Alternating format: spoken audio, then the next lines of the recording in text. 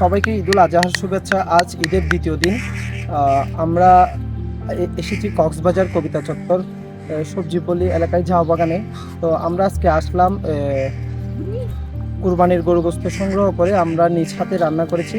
আমি আমার ফেসবুক থেকে স্ট্যাটাস দেওয়ার পর অনেকে অনেকভাবে সহযোগিতা করে মাংস পাঠিয়েছে, তাদেরকেও আমি ধন্যবাদ জানাচ্ছি। আসলে সেই মাংসটুকু রান্না করেই তাদের মাঝখানে আজকে বিতরণ করা হবে।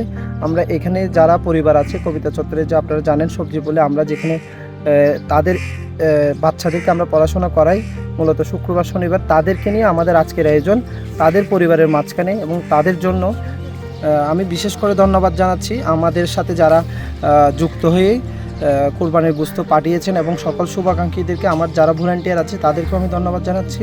তারা সার্বিক সহযোগিতা করে আজকে আমাদের এই প্রোগ্রামকে সফল করার জন্য অনেক কষ্ট করেছেন। ধন্যবাদ সবাইকে।